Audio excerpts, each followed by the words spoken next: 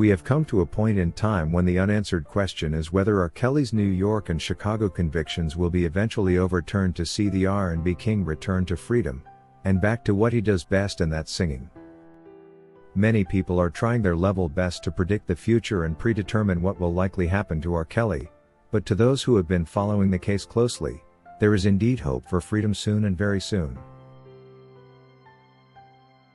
R. Kelly's cousin Levi, who recently launched the Biden Pardon R. Kelly campaign, spoke out strongly in a recent interview, where he said his cousin brother would only be guilty if he was tried in a court of morals where judgment is based on what everybody else believes to be good or bad. In fact, if the U.S. court operated on morals, so many marginalized and unique groups, including those we all know well, would be criminalized. But again, the U.S. court is a court of law. Meaning judgments are made basing on what the law says versus the offense someone is being accused of, and in this court system, therefore, there shouldn't be any reason to hold a person basing on his moral conduct, just because their lifestyle is different from what jurors or any other person thinks is appropriate. According to Levi, R. Kelly is only in prison not because what he did was illegal in any way, but because he decided not to settle with one woman and generally dated women in a different generation from his. But again, that's not illegal. What would be illegal would be if these women were actually underage and if he did indulge with them knowingly. It's important to note that many of these women, such as Lisa Van Allen, Jocelyn Savage and many more, were found to have been of age, and even when it comes to the one who claims to have been 17 going to 18, it turns out she, together with her parents, knowingly tricked R. Kelly into thinking she was 18 as a strategy to blackmail him. While one may argue that Rishona Landfair was under 18, it is also important to remember that R. Kelly had beaten this case back in 2008, and the only reason a retrial would have been justified was if it was determined that R. Kelly had indeed obstructed justice back in the years. But considering he and his co-accused were all found not guilty for this, it becomes double jeopardy for the government to resurrect the closed case, and try him for the same charges the second time. This leaves R. Kelly guilty only on moral standards, which doesn't really count considering morals are not a matter of law. Perhaps he should have been referred to church for counseling if the government felt they were not comfortable with the lifestyle he was living, but not to be detained at the MCC in Chicago, and later at the MDC in New York and duly denied bail every time his attorneys applied. But again, according to Levi, having multiple girlfriends, and those a lot younger than the man, is a celebrity lifestyle thing which not only R. Kelly practices. There are many other celebrities Levi took time to list in his interview that have lived similar lives, or that are still enjoying the same lifestyle as that R. Kelly is being penalized for. It's actually hard to understand why R. Kelly would still be in prison after all this truth has been unearthed, and even the reason Azriel decided to turn government witness is known to be linked to the BOP restricted calls and emails being leaked to the public.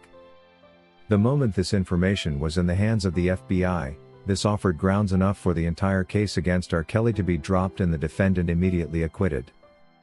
How the Brooklyn judge managed to carry on with judgment and subsequent sentencing even after such a legal mistake happened, it's hard to tell. Finally, when asked if the case against R. Kelly will be overturned, Levi did not bite his lip, because he knows well there is just so many legal mistakes that the government was involved in that will see the entire judgment overturned. Here is a recap. Base your opinion on facts. Now, let's get to another fact. Jane Doe number 5. Bootsy touched on a little Bootsy. Most people, Brother Storm, I'll send it to you. I'm not prepared right now, but what I'm saying to you is absolutely factual. All of you people out there listening to me who think R. Kelly is guilty, I want you to listen to me. During the federal trial in New York, what if I told you that the transcripts show during the trial that the young lady who you saw on Gayle King, the parents that you saw on Lifetime and in other interviews, who gave the people of America the impression that R. Kelly ran off with their daughter, I will be providing Storm, you'll see it on my channel, with 100% irrefutable proof in the form of testimony and court documentation and discovery, and a motion that his attorney, Ms. Bonjean, filed, confirming, listen to me, people, turn your devices up, that when R. Kelly met that young lady at 17 years of age, at least one of her parents told her to tell him that she was 18 years of age. Check this out. In addition to that, when the phone number was exchanged, the court records confirm, the Justice Department is well aware of it, is all throughout the documents, that for the first week or so, the mother of Jane Doe number 5 was the one text messaging R. Kelly. She was the one texting him and sex texting him, such to the extent that when she would text, R. Kelly's on the phone thinking he's talking to an 18-year-old teenage adult. But it's the mother who is texting him. So the mother in turn says to the daughter, and this is all documented, to her daughter, who was 17, girl, he's trying to fuck. Allegedly, they set up the meeting at the Dolphin Hotel in Florida. They were aware that their daughter was going to the Dolphin Hotel to meet R. Kelly. Somehow, the daughter, according to the transcripts, ends up in a room with him. They were aware of it, at least one of the parents were. With identification, check it out, they sent her to the hotel. Either hotel security or the police knocks on the door. Set up. When they walk in, they say to the young lady, according to court documents, well, your mother and them called, your parents called, they were looking for you. Oh, I'm fine. Let me see your ID. They looked at her ID and confirmed that she was 18 years of age. Fake ID given to her to trick R. Kelly. Dang. After that, she goes home, and the same parent or parents, 6 days, 7 days allegedly later, sends her off with R. Kelly, with him being under the impression that she's 18, but she's really 17.